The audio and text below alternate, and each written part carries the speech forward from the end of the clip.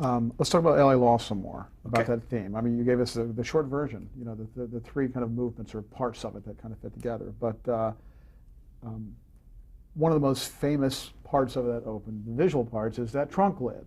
Okay, how did that happen? Did you see that first? Was it a concept? Was there a video shot? It's all Greg Hopland.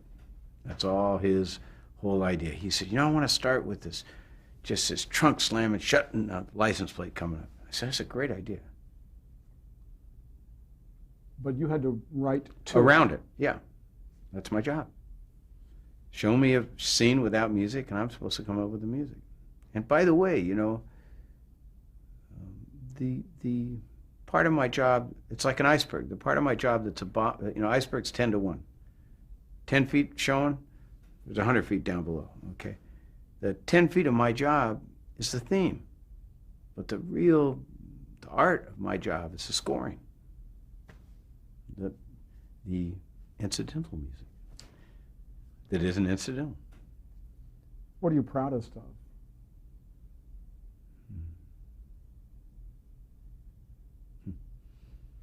Um, I'm proudest of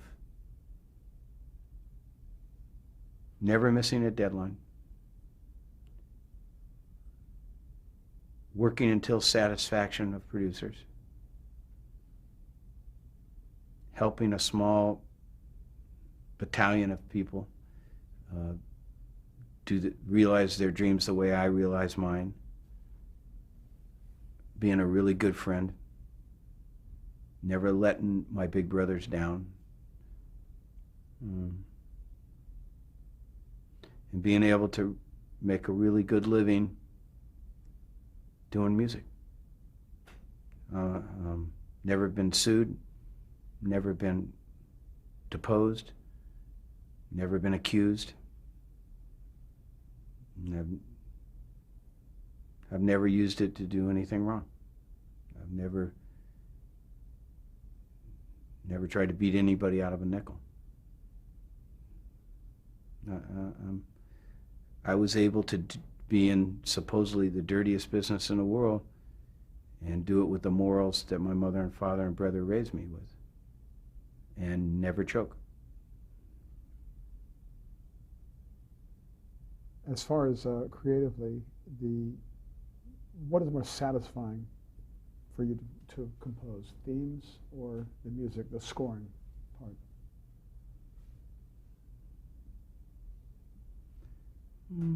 Equal. And as far as creatively, which one am I most proud of stuff? Probably the one I'm going to do this afternoon. Which is? I don't know. Whatever's on the table this afternoon. It's probably the last trial by jury. It's true. I mean, I don't listen to my own stuff much. I don't go back. I mean, it's nice to hear yourself in the dentist chair or on the radio, or it's weird though. I'll tell you a story. I was I had gotten used to being a record producer and had gotten used to being a guitar player and being an arranger and hearing myself on the radio on other people's records. But when Rockford became a hit, one morning I was going in bumper-to-bumper traffic from the Valley to MGM Records, which was on Sunset near La Brea, at 8 o'clock in the morning. All the windows down, bumper-to-bumper traffic. And I was stopped just below the Mulholland Bridge there that crosses over, the freeway. And I was on the freeway. Everybody stopped. And all of a sudden, on the radio. And it was on the radio. And I looked over at this guy in his convertible next to me, and he reaches down, it was KHJ, reached down, he cranks it up. So we're like in stereo, And he could tell that it was coming from someplace, so he looks over at me, looks at me like, hey, you're digging this too? And he's bouncing up down. He goes, and I went, well, shit, should I tell him? I mean, what should I say? I mean, I went, yeah. What am I going to say? That's me? It's almost like it isn't me. So to go back and listen to them, I don't know. It's just, I'd rather just look forward and do some more. I mean, really. It's like you give birth to them and they take on their own lives. That's exactly right. It's like, man, how did I think that up? Well, you didn't, stupid. You just played. You just did it. You talked about doing four versions of LA Law before the fifth one was the one. Mm-hmm. Were there parts of those other themes that became No. all different? Mm-hmm. And I couldn't, if you put a gun at my head, I couldn't play one note of those other four. They're sort of like, I once heard life described by somebody as a large lake, and every time someone is born, God scoops up a pail and pours it into the world, and every time somebody dies, he takes a bucket and pours it back in to the lakes. Therefore, everybody's a little bit alike, nobody's exactly alike, and everybody's part of everybody. I said, well, it's sort of that way musically. If this pail full doesn't work for Cannell, it goes back in the lake. It just goes back. And I don't categorize them or memorialize them or, just write. When you saw that video that Greg Hoblet shot for LA Law, Yep. with all of those kind of signature shots of LA, Mm-hmm. do you think it helped that you grew up out here, that you were a Valley guy, but you knew these places? Did that? Maybe so. But the truth is, see, I'm sure that all the people that you do this for, all are similar to me in that early on dreaming thing. I'm sure of it. So, I just closed my eyes, and if you brought me something about New Orleans, I could nail it in a second, because I've dreamed about it, and I've thought about what it's like in the swamp. I've thought about, and I've been there, So I don't know that maybe it made it a little better, but I'm not sure. Randy Newman was, from New Orleans and did I Love L.A. pretty well. Of course he was raised in L.A. I don't know. Let's do a little word association. I'm going to give you a title, a theme, show, and just what's the first thing that pops in your mind about it? Hooperman. Ritter was funny, really funny and sweet. And in terms of not just a show, but what the theme? I just tried to reflect that. The sweetness of the guy. He just was sweet. Wise guy. Badass. Quantum Leap. Quirky. How so? This guy's flopping all over time, Belisarius is a really bright guy, time concept of having this guy leap around, so it had to be playful, but it had to be quirky. It's like, what the hell are we doing? Where are we? Disorienting. Doogie Howser, MD. Yeah, that's all about the child, capturing how childlike he was. Did you know about the device of the typing on the computer at the end? And Nope. how did that come to you, though? How did that? I don't know. I came up with the theme, and same thing. Boschko and we talked, and I said, okay, this is. I had, many times I've done fish out of water. That's, that's what Sipwitz is. He's a bull in a china shop. Many times I've done. You take this guy that's this thing and you put him in that, and it's funny, or it's humorous, or it's dramatic. So the ultimate fish out of water is this little kid being attached to this great big brain that can be a doctor. Okay? So let's capture the childlikeness of him. You do the doctor stuff and the visuals and the and the drama, and I'll capture Doogie. I'll capture his heart. So I did that. Then when he shows me the show where he's sitting down, I said, yeah, well, it works pretty good, doesn't it? He goes, yeah, it works pretty good. Let's keep going. Use the theme for the score, Unsub. Steve Cannell, what a genius, this guy. Here's what all he said to me on that theme. He goes, Mike, have you ever smelled rotting flesh? I said, yeah. He said, it's sweet. I said, yeah. It's he said, make it that sick. And that's all he said to me. That's why I went for a little boys choir, and oh man, Now, there was an unusual instrument you used, is that right? Well, yeah, there was a bunch of different things that I used, but I mean, you A know, wind instrument, yeah, the didgeridoo, is that how it's pronounced? no, dudek. Oh, okay. Yeah, yeah.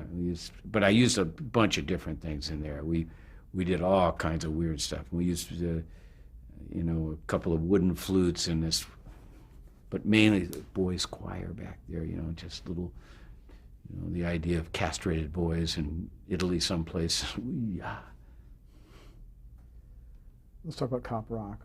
Let's. How was that series or that idea presented to you? Bochco called me up and says, "Hey, listen, I got something kind of delicate to talk to you about." I says, "Okay." I said, "I've got an idea for a show, and I want Randy Newman to do the theme for it." I said, "Great, I love Randy." I said, well, "God, we're good friends, you know. I mean, I've known him forever."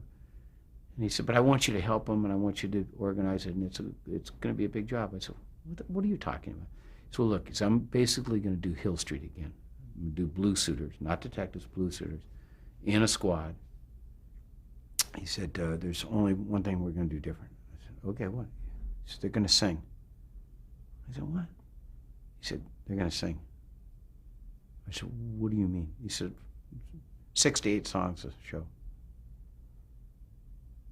I said, "The Perps are going to sing, everything." He said, "Yeah." "Are you there?" I said, "Yes, I'm here." He says, "Well," I said, "Okay. Will you listen to me?" He goes, "Yeah." "Don't." That's all I said. He goes, "Don't?" I said, "Don't." "Why?" I said, "Don't. You're going to ruin my life. You're going to get laughed off of television. Don't do it." He says, "Okay, I listened." I said, "You're going to do it?" He said, "Of course." I said, "All right." So at the wake, he stood up and he said, "You know, I've got this friend." He says, "This 818 guy." Of course, everybody knew, you know. He said, "I called him, I pitched him this thing, and he just said, 'Don't.'" I said, "Maybe you were right," you know. I said, it was a glorious failure in that we did it, when we did it well, we did it really, really well. It was unbelievable that we could pull it off at all. But don't. But how much time did it eat up? And we're talking about a mini musical every week. How much time did it eat up? That's about 24 hours a day. I mean, I worked hard. And I had a battalion of guys helping. I mean, songwriters and Jesus, you know, engineers and musicians. It was hard. That was hard. How was it working with Randy Newman? Great. Oh, he's just the best. But he's the exact opposite of me. He calls me 818 Jew. I call him 310 Jew. Things are better on this side of the hill. Things are easy over here. Over there, everything's difficult. And that's Randy. Literally, you know, just ring his, and he is so good at his job. He's such a great composer for scoring and themes, and I mean, he's fabulous.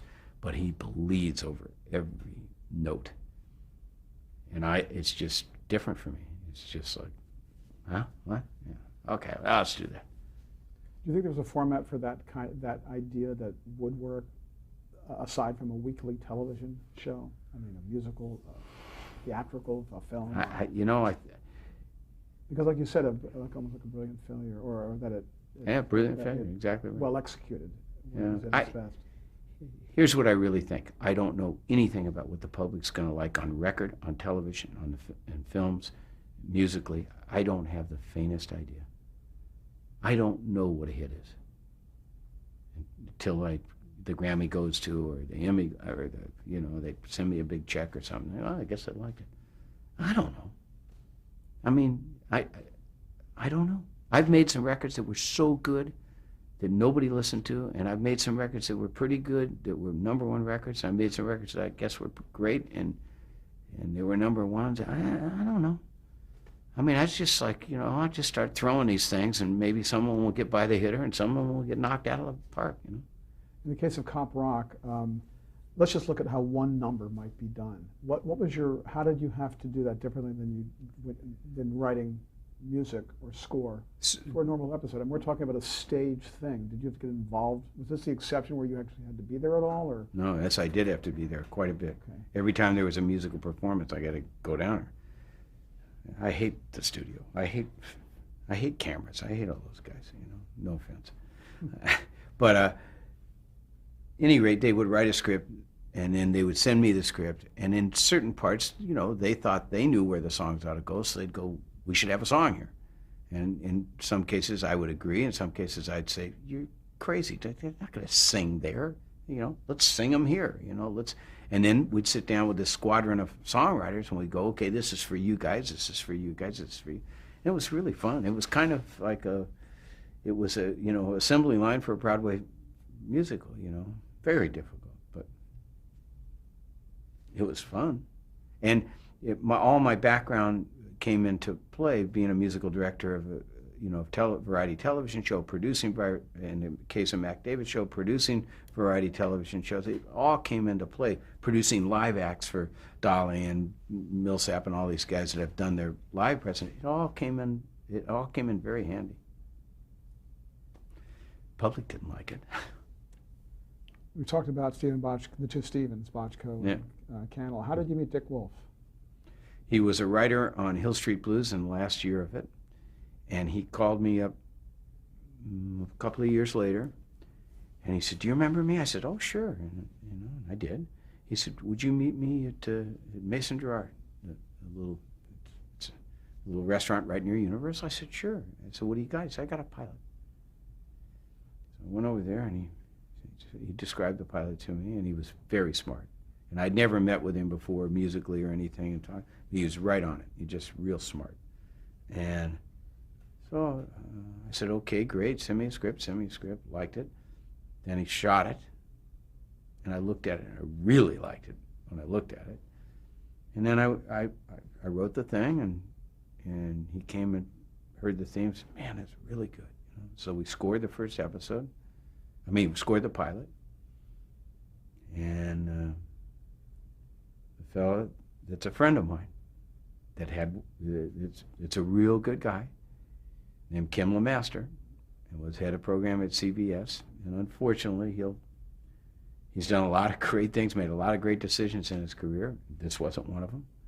And he'll always be known as the guy that turned down Law and Order at CBS. And it got turned down, and I was heartbroken. God, I thought that was going to sell for sure. But I was busy with other projects, and a year later, Wolf calls me on the phone and says, "Man, you're not going to believe what happened." I said, "What?" He said, "Brandon Tartikoff called me on the phone and said, I heard you made a really good pilot for Kim, and it just wasn't right for his network at that time," or whatever. You know, you can make excuses as long as you want, but, you know, that's like turning down the Beatles, you know. So he said, he took a look at it. He's going to put it on the air. I said, "Great." He said, "Are you still in?" I said, "Of course I'm in." You know, so, man, what a phenomenon. How was it described to you? Was it when you first heard about it? Did you get the two shows in one kind of thing? Yes, absolutely. He said, "Look, it's slick, New York, don't get too emotional, don't blubber over this thing. We're not going to know much about these people. We're just going to story. And he said, you know, we're going to be not a documentary, but there's not going to be a lot of music." And he really said to me so many smart things about backing off from it, not underlining too much. And then he said, we've got to speak to both the law and, the order and the law. We got to speak to the cops and to the lawyers. Okay, I can do that. Then he called me after that, and he said, "Hey, look, you know those cards?" I said, "Yeah, the location and the time stamp." He said, "Yeah." He said, "I need a sound for that." I said, "Well, talk to sound effects, for God's sakes. Don't bother me with this crap. Dick, God, I'm busy, you know." He laughed. He said, "Can't you come up with something?" He said, "Please, come up with something that's really distinctive." He said, "You watch, it'll end up being important." I went, "You're crazy. You don't know what you're talking about." So I sampled a jail door slamming. I sampled a couple other things. I put together this clunk, clunk, ching, ching, chong, chong, whatever the hell they're going to call it, Santa. So is this any good? "Oh, yeah, it's great." So they put it in there. Now it's in there 90 times, right? And it's not a sound effect. It's a piece of music that actually gets a royalty. You know, it's a piece of music. So after the show stays on the air the first year, he says, hey, take me out to dinner. I said, why? Well, you take me out to dinner. He said, no, you're taking me out to dinner. I said, why? He says, because he said, I'm probably the reason that you've got this one little piece that you're going to be known for the rest of your career. I said, the Ching Ching? He goes, yeah. I said, okay, I'll take you out to dinner. So I took him out to dinner. Good guy. Do you have a name for it? I mean, you call it... I call it the Ching Ching because I'm making money off of it, and they call it the Chung Chung, and the T-shirt says Chung Chung.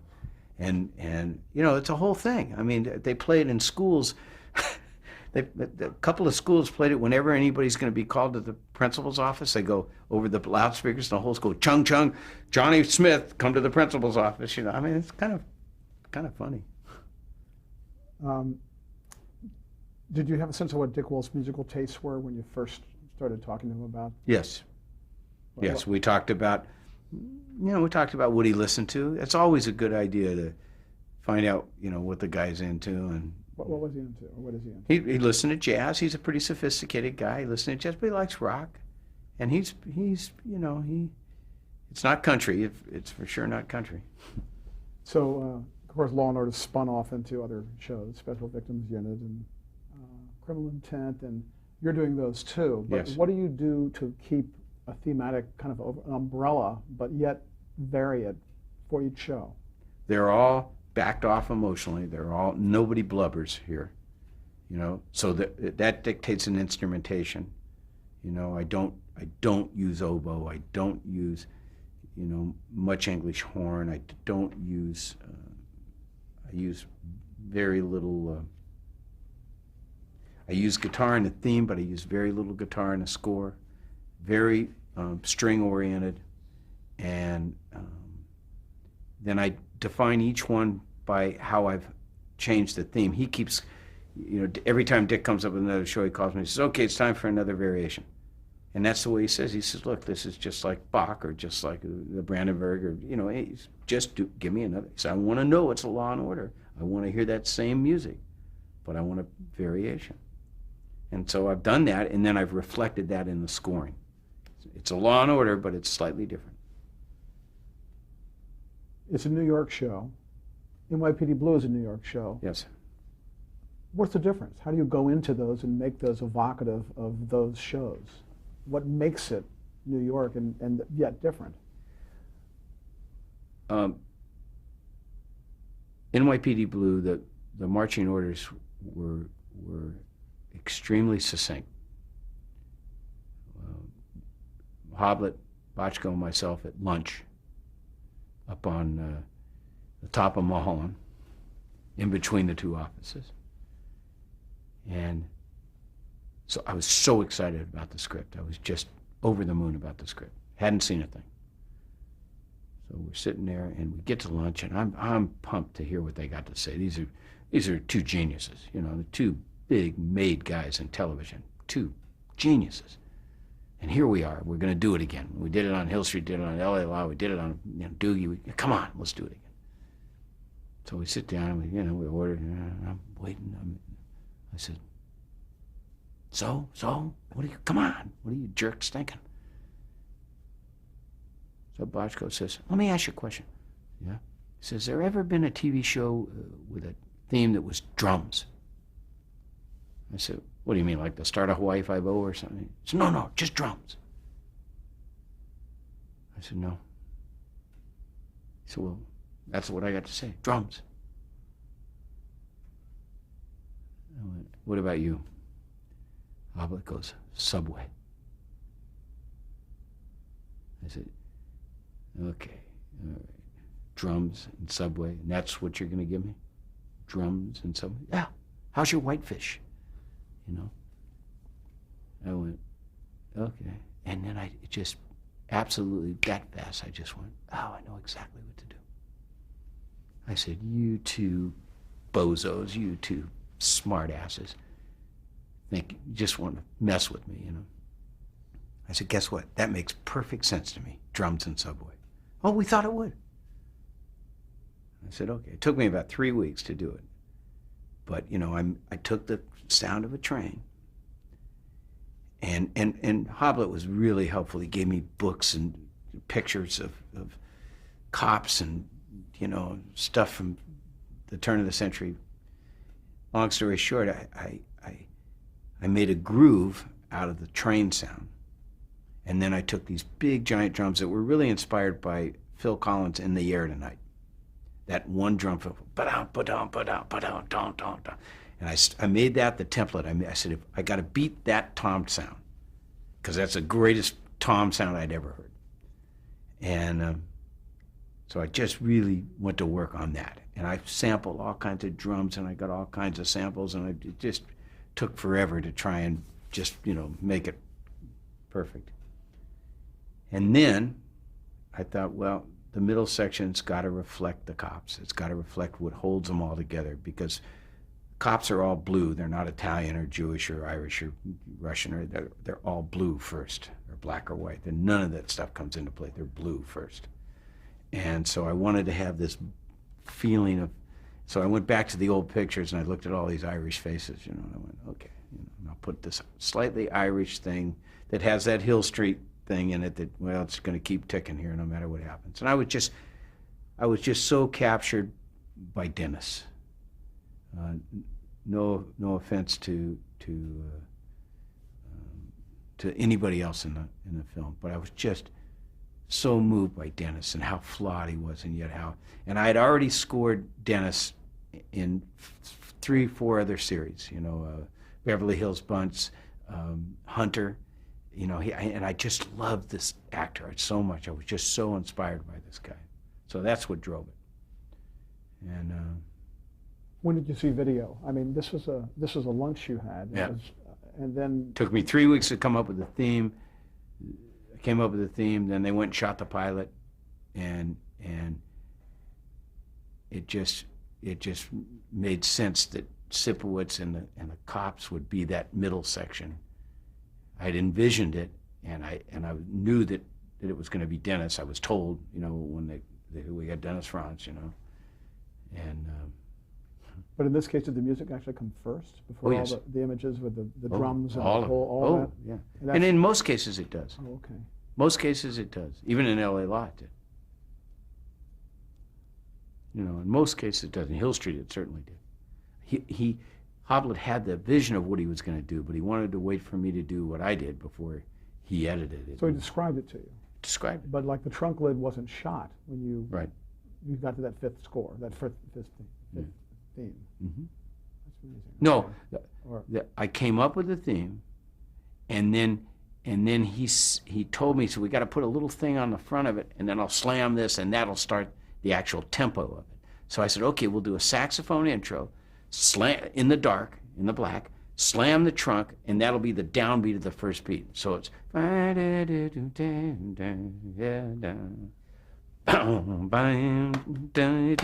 that's the way we did it. That's just me and Hoblit. You know, he's just a real creative guy, and hopefully I am too. Let's change tape. We should be able to finish up. Yeah,